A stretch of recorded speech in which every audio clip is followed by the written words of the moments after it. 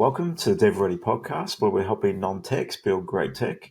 Today, we're fortunate enough to be joined by Ian McDonald. He is the founder of 8seats, but has a long history in digital advertising, digital agency space, number of startups across the journey, and has exited to Microsoft at some point. So quite a bit of stories to talk about today. Ian, thank you for joining us. Really appreciate you coming on and spending your morning with us. Oh, thank you, Andrew. It's great to be here. Now, Ian, for the audience's sake, tell us a little bit about you, your background, and why you're coming on to the DevReady podcast talking about all things startups. Yeah, I'm pretty bit of an old dog in dev and startups and building things. So my career goes back some 25, 30 years. I started one of Australia's first digital agencies. We ended up out of a little Sydney studio building global websites for Disney, Cisco's first interconnected internet homes back in the 2000s. So we rode that whole wave of working with big brands and helping them on that journey with the digital transition. And of course, right now we're seeing more transition than we've probably ever seen before. It happened a bit more slowly at that time. So yeah, big brands working on big projects, sometimes websites, sometimes campaigns, but sometimes actually working on products and devices and interfaces, things like that.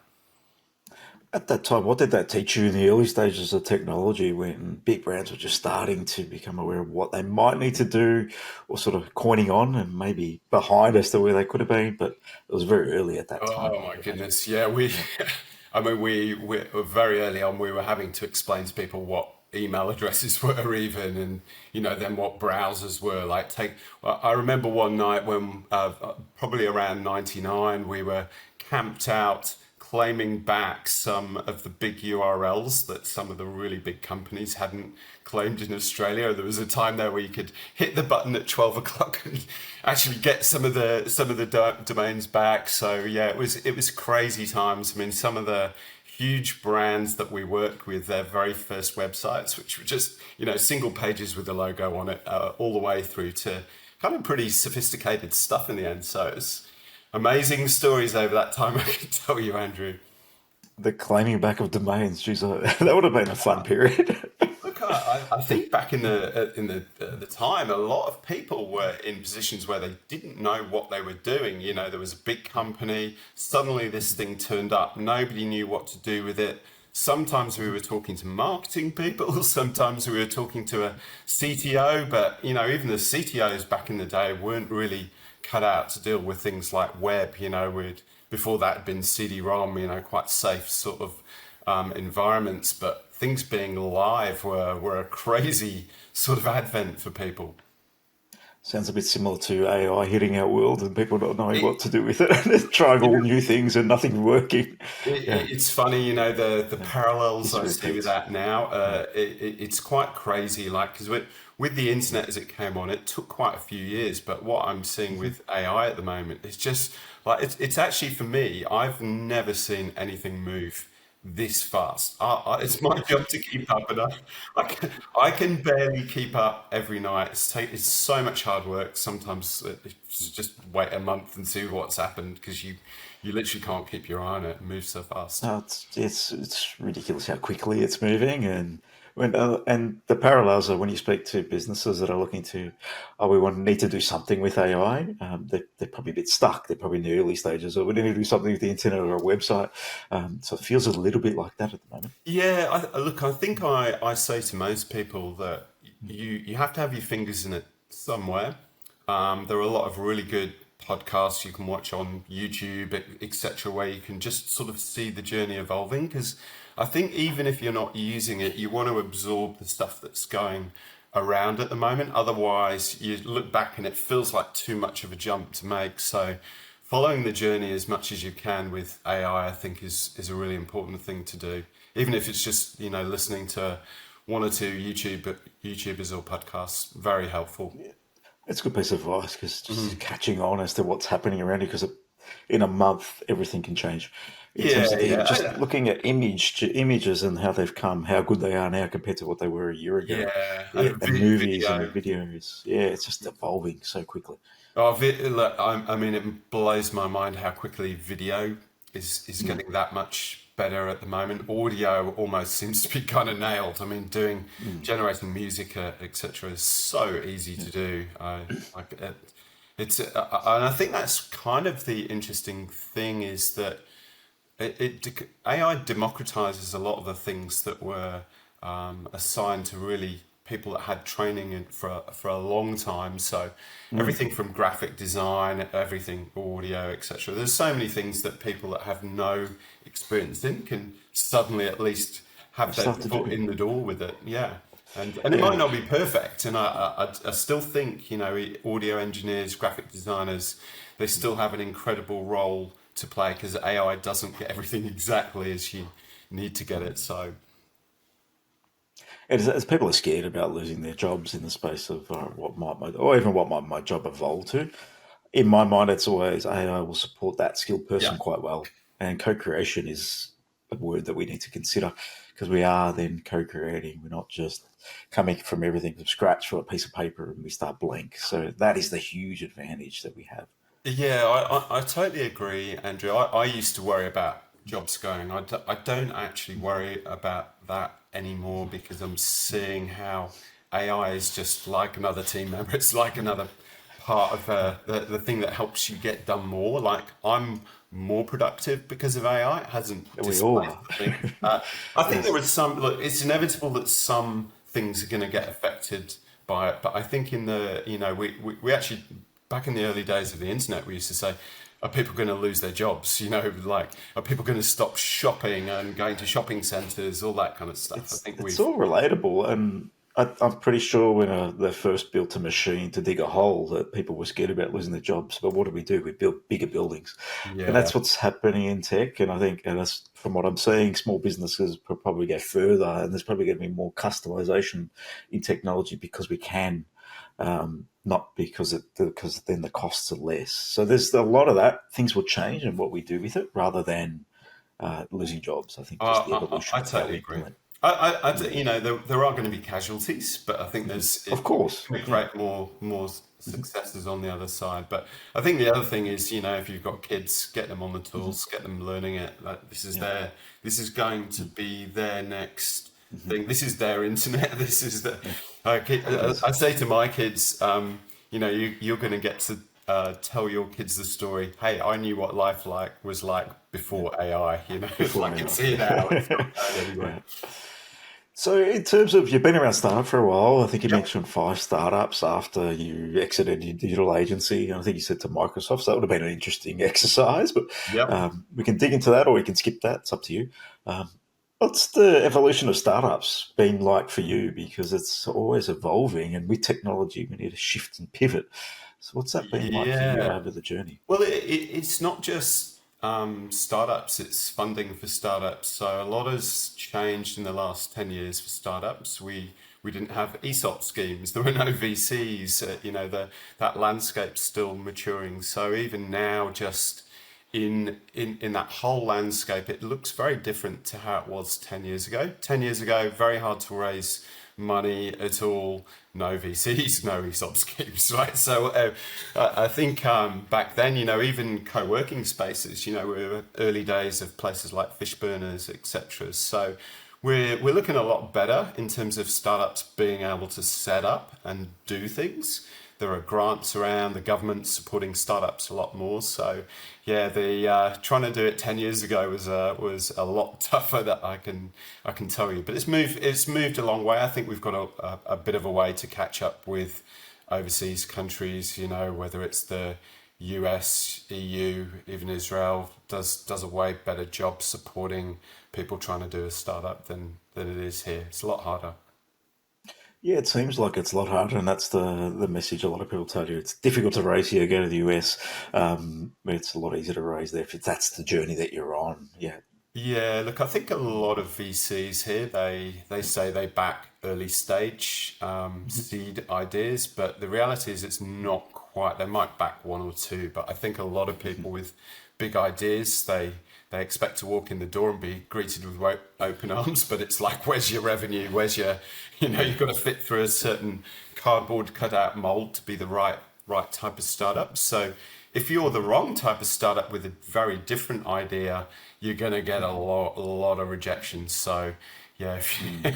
you, even we with 8seats, we met with 20 VCs and got 20 no's before we found one that was willing to say yes. So even if you're experienced like me, you don't fit the It's right still difficult. mold. It's really Yeah, difficult. Yeah. yeah. Let's talk a little bit about that journey of 8seats. Where did the concept stem from? And if everyone at home's listening, you can jump on. You can actually download the app now. I think it's in beta, I believe. It's a visual way to interact with and have conversations with people. Quite an innovative take on how we might have a conversation. I think people are used to Slack, Teams. We can set up a little room or a group and talk to people. This gives you a nice little view of you got eight little heads, which is the concept. But you can expand that. You can turn people on and off and have a chat in terms of a group of three or one, and it's quite simple. I find it quite interesting in the dynamic and how you've implemented that. Probably a visual might be useful for people, but in terms of where did the concept stem from? There obviously is a problem that you found, and it generally starts from there. What was Yeah. that for you? Well, it's interesting. I was doing a lot of strategy for Microsoft back in the late 2008, 2009. And it was the time when MSN Messenger, which I think 9.5 million people used MSN Messenger back in the day, and it just started to decline really rapidly because of the rise of Twitter and Facebook.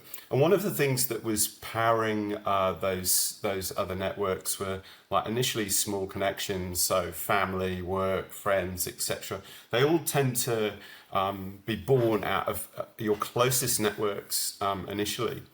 And I started, so this idea is quite a an old idea actually, but I started watching how people talk in real life. So if you think about when you're around a dinner table with, let's say, 8 people, 8 or 10 people, and conversations can move really freely. You know, you're talking to the person next to you, and then a few people join in. So round a table, there are up to, with 8 people, there are 255 different possible conversations, and in It's real an life they just move interesting around really conversation. really easily. Yeah, And yeah, they I do. kind of wondered why, with things like WhatsApp groups or any groups really, they're very rigid. You just post to the bottom and everybody has to listen to your chat. And what if it's one person's birthday or one person's away on holiday? How do you deal with that?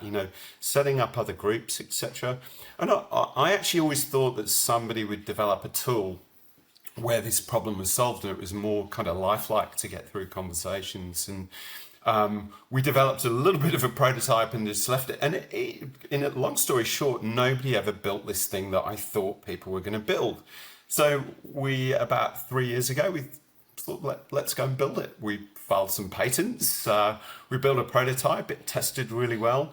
And again, as you pointed out, Andrew, it's a UI centered design. Like all design thinking, you don't have to type people's names. With your close scripts, you can just tap on heads or swipe left to right, and you're just moving through your conversations kind of as easily as you can do in real life. Maybe not quite as nice, I think. I don't think there's any replacement for the kind of being together, but if there's an expects thing, I hope we can kind of be as close as we can to it. That's our mission, to make conversations as good as they are in real life. It's an interesting mission because I feel like we're all in that frame of just chatting on Teams, whatever it might be, Slack, etc. And it does. One of the pet hates I have in Teams when I saw your product, I go, this is interesting, is just finding the right conversation with the two or three people that are in the room and search you. It's difficult. It's not Yeah. that simple sometimes when you've got a stream of stuff going on. So I found it quite fascinating as to what you're up to. Yeah, and I think it's part of a long journey. We have all of these other UI innovations coming. So, but just being able to get to a conversation easily is one of the sort of first things, and we move on from there. We've got all sorts of interesting things that we're going to do, and things like adding AI as your team member, that kind of stuff becomes really interesting as well going forwards. AI as your team member, let's talk to that because we're all looking at how we might implement components of AI in our business. What does that mean, AI as a team member in the context of 8seats? Yeah, so we think about AI as just being another person in your team. It's really simple. AI can do a bunch of things. It can summarize stuff that you've been talking about. It can make recommendations. So I'll give you one use that we've had already from a couple of customers that have been trialing it. So when you use AI normally, you're sat on your own doing prompts and getting answers, and you go back and nobody's really seeing what you're doing. In our environment, you can have AI as a team member and everybody can see what you're doing. So you can actually work with AI as a team. So a few weeks ago, we had a company that was trying to come up with a product name. They had their whole team and the AI there. They asked AI for 10 names. Then another person said, look, we're a little bit specialist in this area. And then another person came in and said, yeah, but we've got this unique feature. And within 5 minutes, they had come up with a product name that they hadn't been able to do in 2 months, just sat around a table together. So that was a really good, simple example of It's a how, great example, and I yeah, think anyone listening that's started a business, it's not easy to come up with a name. And it really isn't. And there are a lot of things like that where you're just trying to make a decision together, and then you can have the AI just say, well, what do you think about this? What are some of the key points? Or can you summarize everything we've been talking about for the last 5 minutes into some key bullet points or something? So having that person there is kind of I don't know, a bit of an assistant, a bit of a brainstormer. It does so many different things.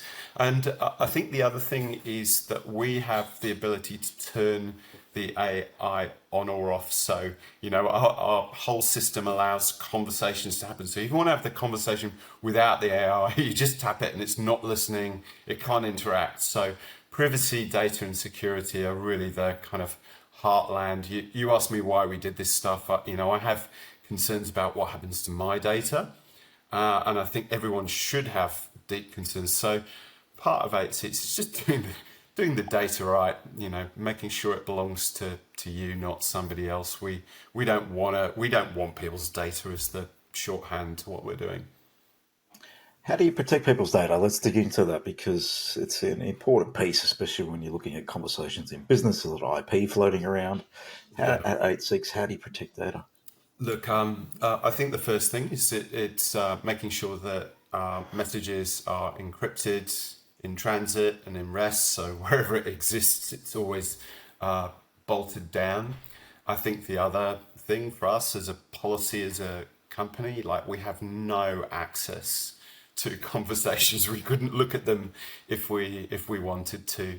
And I think the place that we will go in the future is that I would like companies to be able to host their own messaging data as well as one thing that we want to do. So keeping it stored safely and then having that ability to actually take that data as your own. But again, our policies are the other part of protection. We don't use the data, we don't use the metadata. I think you have other companies using and selling that data to make money. That's not what we want to do. Yep, got it. I think messaging is one area that people are concerned about. Emails, all that stuff. It's all their general conversations, IP, etc. So it's important. You mentioned that you started this 3 years ago. Is that what you said before? Yeah, 3 years look, the ago? Yeah, idea, roughly, yeah, conceptually. Yeah, yeah, the idea is about yeah, 14 years old, yeah, but yeah, we really kicked the yeah, company off about 3 years ago. yeah. Three, There's a three. lot of, there are a lot of things that we had to make sure before we started the company, even that we could get things like IP protected, those sorts of things. So there's a lot of pre-work when we got the company started. Yeah.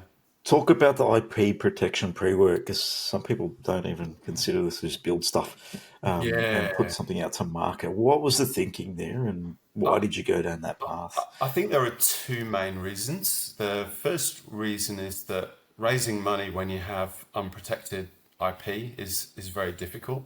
And the reason that it's difficult is the second reason is that you need to have some form of protection. And getting patents, patent pending, they buy you a little bit of time at least, and they maybe warn off some other people. You can never stop people copying what you do, but at least you've got the right to go and sue them if they do go and do something. So that, in terms of investors' minds, is definitely peace of mind. But I think the thing that I'd say as somebody that's been a creative director all their lives through digital is, that it's not just the idea, but that you have to keep building on your ideas. You have to have a roadmap of innovation ahead. That's the thing that really protects you and keeps you ahead of competitors, because they can't copy you every. I think we see this with Apple a lot, and even Android. They keep iterating and copying each other's ideas, but they've always got a new thing for next season, and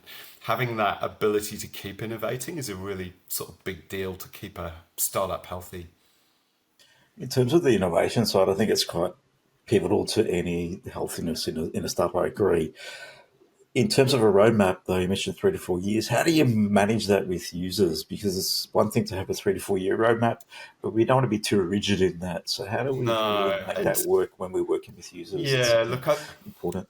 I think a lot of startups that we've seen grow, something like Figma, which is really a massive Adobe competitor, even local businesses like Canva, which are now beer moths, right? They started very small with something simple that was usable. So, out of the box, we do messaging really well for teams up to 20 people, even though we have rooms up to 10,000 people. So we can cater for business, bigger businesses, but we're really trying to look after small businesses that have really tight teams that need to get stuff done. So we start there doing one or two things really, really well. And then over time, a product-led growth strategy in startup is you start listening to your customer, you start hearing where their pain points. And I'm sure we're going to get a lot of stuff wrong, right? We're going to have people going, why don't you do this? Where's that? We won't have video calls for a couple of months, those sorts of things. And it doesn't stop people using the app. We've been using it now to run our business for 5 months, so we know it works. But I think that thing of listening to your customers is the critical path for any business. If they're the real people that tell you what you need to build, you can have your ideas, your 4 year roadmap, but your customers tell you which bits you should be doing on your roadmap first, I think. Yeah, agree with that. And you mentioned you're looking at smaller businesses and smaller in teams, which makes sense because the concept is a visual interaction. So it's hard to put 20, 30, 50 people on a screen and squash them in. How do you lift Yeah. heads? It's a bit difficult, right? So it will be targeted more at those smaller teams, but you might find iteration as to it becomes teams just inside businesses rather than globally use 10,000 people. Yeah. Look, I think a product like Slack only allows 8 people in a conversation before you have to turn it into a channel. Yeah. Agile squads are, up to 10 people max, right? So even big businesses are broken down into smaller teams all the way They through are. Yeah, leadership teams. correct. So we already have a customer that has around 900 staff looking at using our platform. So we're not limited to small teams, but what I would love 8seats to do is be a bit of a champion to small business, because I think a lot of small businesses use email, WhatsApp, and calling, and there are concerns businesses have with their data with some of the other platforms. Where's it going? And owning your own data allows you to do other things in the future. Although the one other thing that I thought that I didn't know when we started this journey is with staff in businesses. The data that we have says that 70% of people don't want to use WhatsApp for work. They want to, it's their personal space. Like, so It I makes a lot of think, sense. Yeah, I've never so, been a fan of WhatsApp, but yeah, when I deal internationally, you get a few more people with WhatsApp. yeah, Locally, it's still hit and miss, not too many. look, I think WhatsApp's a really, really good product. It's almost a universal kind of calling, messaging tool for everything that's not SMS. But it was never designed to run businesses. That's something different. So I'm kind of hoping, whereas you've got Slack and Teams that service the big end of town. 8seats is really for people with no IT skills. Like if you don't have, Slack can be quite overwhelming for some people. So, I hope that we can kind of bridge that gap. WhatsApp's great because it's really easy to use. So hopefully we fit somewhere in the middle there, and it's just easy for businesses to have a messaging tool where they own their data, they can do things really, really quickly, and you don't really need to have any training to use it. And what drives you to continuously work on startups and be around this space and try new ideas and concepts? What's the thing that gets you up in the morning? Because you're full of energy, there's a lot of passion there, but there's obviously passion being evolved over time in different areas and different businesses. What gets you up in the morning? I think my wife says I've got the mental age of a sort of 14-year-old still. I I love love I love building things, like I think my whole life I love creating things. I don't do it for the money. I definitely do the money bit for investors, and you have to make money to run a business. But the thing that keeps me going is I love building great products. I love solving problems. And geez, there are a lot of problems to solve when you start to run a business, and all sorts of problems. I love solving the creative problems. That's just me. Just love doing it. So in the context of 8 seats, are you focusing more on the visual interaction, the UI UX, or is that team, or where does that sit for you? Yeah, it's a little bit of all of the above. Like, from Okay. everything, like the brand is actually a really important part of a business. So we actually have a kind of cool, quite retro themes, like if you think about old brands like Atari and stuff like that, we've sort of gone a bit retro with our theme. And I love, getting the visuals right. So the usability, the flows, but all up, the most important thing is you've got a product that people actually want to use and they Yeah, that's enjoy the using. exciting part, right? It's when Yeah, people enjoy using your things that you're putting out into the world. That's what sort of energizes us, I believe, in terms of yes, we're yeah, getting feedback, we're good, bad, and indifferent. At least we're getting people some stickiness, and I feel like that's the thing that drives people when they get really involved in startup. It gets a bit frustrating at times too. Some of the frustrations might be, okay, we're not getting enough traction. Why is that? Go back to yeah. your current users. Generally tells you quite a bit. Yeah, look, I think there are so many layers to getting a product right. And you do have to listen to customers intensely. The negative feedback is actually more rewarding in many ways than the positive feedback. The negative feedback tells you what you need to do. So It does, yeah. for me, I'm not like if somebody tells me something's wrong, I'm actually happy at that point. Like I know what to do, or I know where the pain point, and I know how the Yeah. next batch of people that use it will improve it. And you look at an iPhone 15 years ago when it came out in 2006, right? What it looks like now. That's a process of listening, evolving, and you just repeat cycle on those things. But listening is a really imperative thing. If you think you know better, you don't. And I know in the next couple of months I'm going to get a whole load of people that say, "Oh, that thing over there, it's terrible," and we thought it was a really good idea, and it was like, "Oh, we're going to have to go and change that." But that's part of the fun. Oh, it's about how do we support more people, and we need to really solve for more problems, right? So, like you said, it's good direction. The feedback it gives you a focal point as to where might I put my energy and attention, Yeah, rather than here's a roadmap, just keep builds, but we don't know what's hitting the mark. Sometimes I find in the world of startup or any new product, people can just get in that whole process of just building feature after feature after feature after feature after feature yeah, and not really paying attention to what people need. And sometimes more this doesn't mean any better. More can be more distraction, more noise rather than focus. So how do we stay focused? You mentioned it earlier. 1 to 2 themes do that really, really well, and yeah. then iterate on that because it's never going to be perfect, is it? Yeah, we normally have to. I mean, we've got our roadmap. I'm looking at it this Mm-hmm. morning, and we have 168 things that we want to do, right? But we've got to pick three. We've got to pick It's three and tough work to pick on that. three on that, isn't And, it? and, and during this time, you've got bugs and other things Yeah, that you've also yeah, got to do. So, look, I think for most businesses, there's always going to be a never-ending laundry list of stuff to do. Like it you doesn't can't stop, work does your it? way around that. So, it can be really tough making a choice of which things you've got to work on, knowing that there's still important things to come. And again, that can be guided by sometimes it's customers, but other times it might be a gut feeling as well. I think Steve Jobs, when some of the times he spoke, it was like, look, he had some inner voice that was just saying, the thing that we need to do to get to the future. You can't connect the dots looking past. You can only look at it in hindsight and see that they're That's true. connected. So I think that's the thing that real innovators actually get. That there's the data doesn't always tell you what you need to do, and sometimes you've got to make this leap of faith to do this thing that you think is right. And that's kind of some of the exciting part. We've done that a little bit with 8seats, coming up with a UI, a different thing in a messaging landscape, which is just saturated. Nobody needs another messaging app.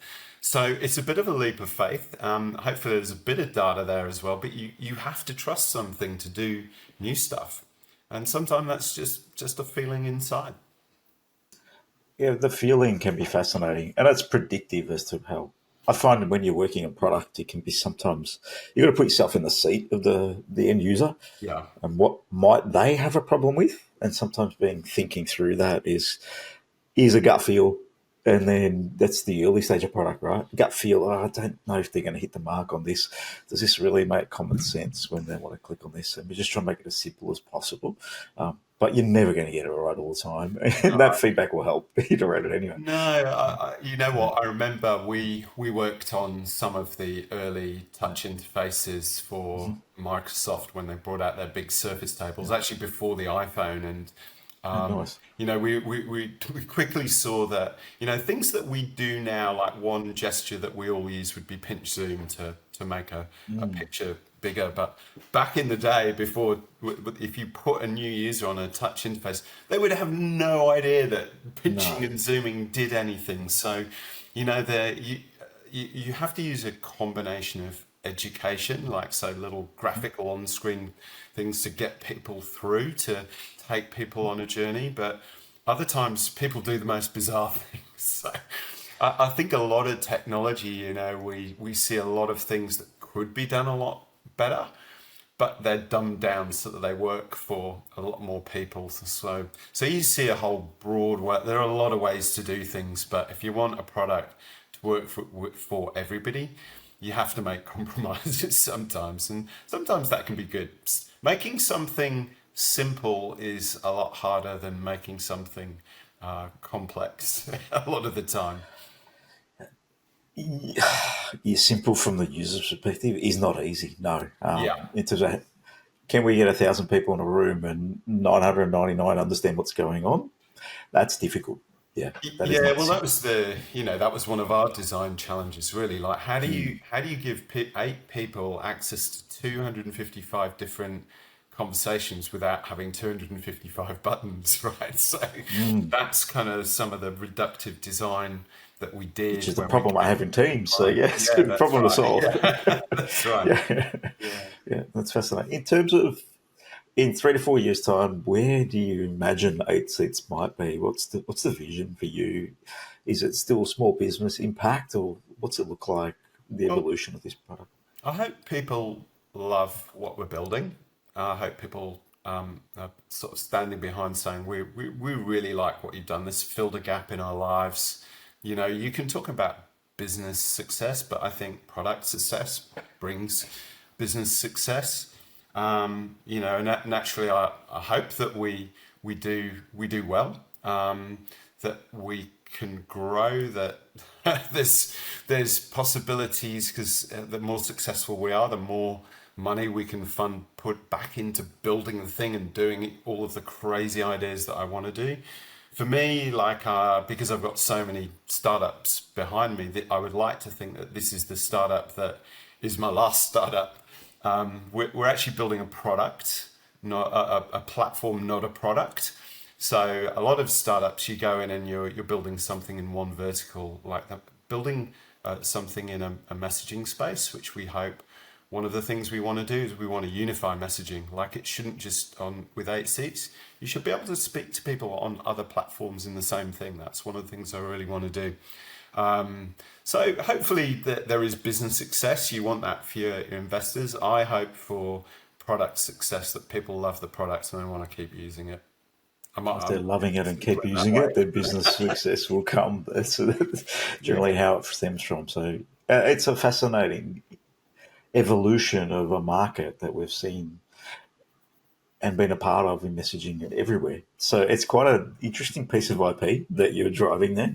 It'll be fascinating to see where it lands because it could be in a social setting that I think it could expand beyond a business setting. And I think that's probably Yeah, where you'd like to get it to at some point. But yeah, starting business B2B makes sense because quicker to impact.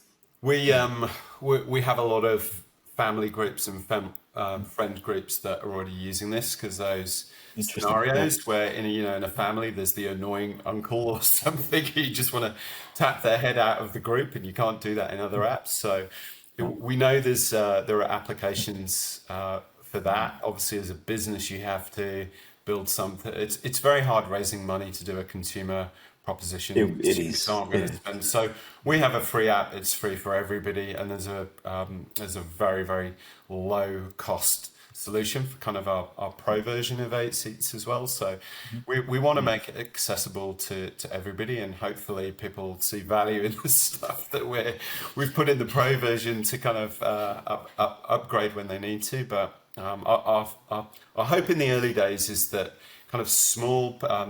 Remember, Australia is the heartland of small business. Like 90% of employed people Mm. work in a business that's 1 to 20 people. It's Which is a perfect target market. It's almost the whole market for them yeah, yeah, to yeah. go after. Yeah. So, Yeah, mm, and if we can help them improve their businesses and kind of create winning cultures, and I think one of the other things we saw with Teams and Slack and some of the other products is if you're using those, it's a great internal tool. It's very hard to connect to your customers. So with 8seats, you can add your customers into the app as well. So hopefully that'll be another cool thing, and all the oh, business, brilliant. all the data owned by the business. So, but yeah. Ian, thank you for coming on and sharing the journey today. Let's catch up in a year or so and check I in, would see how love things to. are tracking because I'd love to see the journey because, like I said, it's very unique in a saturated market. So it'd be fascinating to see how Uh, you go and with this leap of faith because it is a big leap of faith when you go down this path. So congrats on uh, taking that and good luck with it all. Really appreciate it, Andrew, and I'd love to see you in another year's time with some different stories. Yeah, and if anyone wants to get a hold of Beta, where can they find that? Just on normal app Yeah, stores. number eight seats .com, or search for 8seats on the App Store, and hopefully it'll be a nice, easy user sign up journey. You'll get some feedback and you'll evolve it, so it's Please keep the okay. feedback coming. That's very valuable. If there's one thing people can help me with, is install the app and send some feedback. Really helps Thank start you, that. Ian. I Yeah, appreciate. Yeah, thank you. Thanks for coming to the DevReady podcast, and good luck with it all. thank you so much.